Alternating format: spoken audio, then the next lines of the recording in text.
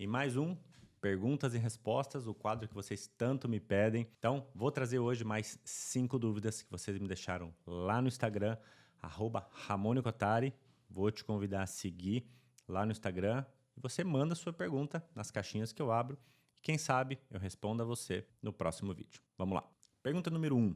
Qual o melhor horário para consumir creatina? Não existe um melhor horário para consumir creatina. O uso da creatina deve ser crônico. Se você fizer o uso regular da creatina dia após dia, tanto faz. Você pode consumir de manhã, de tarde, de noite, antes do treino, depois do treino. Então, não há nenhuma interferência e nenhum prejuízo em consumir a creatina em qualquer horário. Então, fique à vontade, só não esqueça de consumir a creatina. Segunda pergunta. O resultado de um teste de hipersensibilidade alimentar muda de acordo com os hábitos alimentares? Deve-se reduzir o consumo em caso positivo? Boa pergunta. O teste de hipersensibilidade, sim, ele pode ser diferente de acordo com o seu padrão alimentar.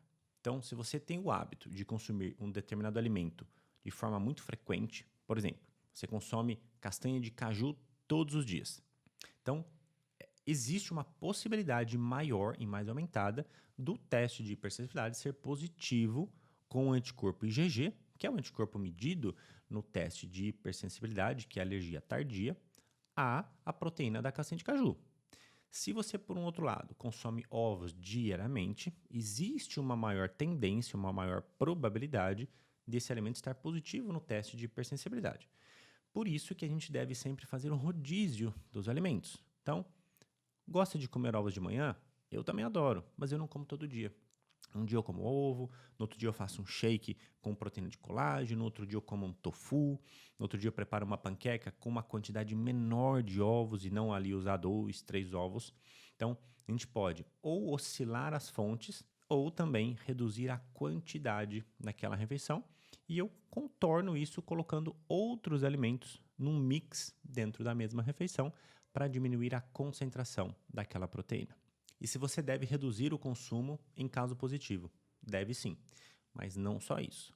Além de você tirar o agente alergênico, que seria, por exemplo, o ovo, estou colocando uma hipótese aqui, um teste de hipersensibilidade positivo ao ovo, você deveria, por um período, 2, 3 meses, fazer uma redução ou uma eliminação total dele no seu plano. E essa eliminação depende se você tem muito sintoma de hipersensibilidade, dor de cabeça, sintomas na pele, constipação, diarreia, cólicas. Então, isso vai determinar se você deve retirar 100% ou não.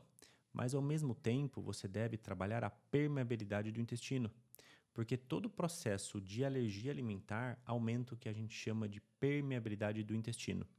Então, além de fazer a remoção desse alimento agressor, entre aspas, eu devo promover a recuperação da mucosa intestinal. Então, para isso eu penso no NAC, na cúrcuma, no ômega 3, na glutamina, no chá de espinheira santa, que refaz, estimula o muco protetor do nosso intestino. Então, lembre-se disso, remova, mas também estimule a recuperação da permeabilidade e a integridade do intestino.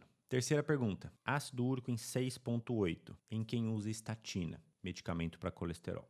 Tem como reduzir? Vamos lá. Antes, vamos entender o motivo do ácido úrico aumentado. Quais são as principais causas? Consumo excessivo de álcool, de carnes vermelhas e compostos que nós chamamos de purinas, um excesso de chás como chá mate, chá preto, chá verde, excesso de frutose, e não é fruta, aqui eu estou falando de frutose na forma de xarope de açúcar, perda de massa muscular, uma pessoa que consome muito chocolate, muito cacau e também um excesso de atividade física. Mas como você menciona o uso da estatina, a gente tem que pensar que a estatina reduz a função mitocondrial. Se você tem uma redução da função mitocondrial, a sua recuperação de energia é mais lenta e pode ocorrer sim uma perda de massa muscular mediante a ineficiência do nosso padrão da mitocôndria. Então, talvez o uso da estatina, pelo comprometimento da sua mitocôndria, pode ser aumentada pelo medicamento. Mas avalie as outras questões. Tudo isso que eu falei e também o consumo de água. Lembre-se que o ácido úrico ele é eliminado praticamente mais de 80% na urina. Então, se você não forma urina num volume satisfatório, você não consegue promover a eliminação de ácido úrico. Então, faça uma simples conta, 40, 45 ml por quilo de peso. Pega o seu peso e multiplica por 45, você vai ter um montante total de água e pega esse montante, que muitas vezes assusta, mas fracione ele de hora em hora. Então, geralmente, um consumo de 200, 300 ml por hora, de hora em hora, é o suficiente para manter uma boa hidratação. Lembre-se, a hidratação é feita por fluxo, ou seja, na frequência, e não somente pela quantidade. Quarta pergunta. Usar curcumina próximo ao treino atrapalha o ganho de massa muscular? Depende. Se você tiver um processo inflamatório muito aumentado, tiver uma doença autoimune, lembre-se, a inflamação ela é catabólica. Ela pode destruir, catabolizar massa muscular. Então, a partir do momento que você treina e tem um processo inflamatório muito aumentado, isso vai ser contraprodutivo na sua recuperação muscular.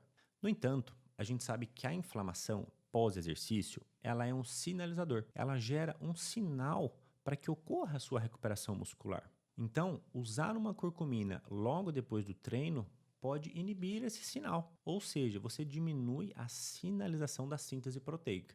Aí sim, pode atrapalhar os seus ganhos. Então, se você não tem uma autoimune, não tem um processo inflamatório aumentado demais, eu recomendo que você espere aí pelo menos 2 horas para fazer uma estratégia antioxidante anti-inflamatória, no caso com a curcumina. Do contrário, você pode fazer o uso da curcumina imediatamente após o treino. Quinta pergunta. Há quanto tempo faz pão de fermentação natural? Eu recebo essa pergunta muito frequentemente. Até eu fiz uns stories lá no meu Instagram, onde eu mostrei algumas etapas do processo. E eu faço pão de fermentação natural, se eu não me engano, há 6 anos, se não me falha a memória. E o fermento que eu uso hoje me acompanha desde sempre.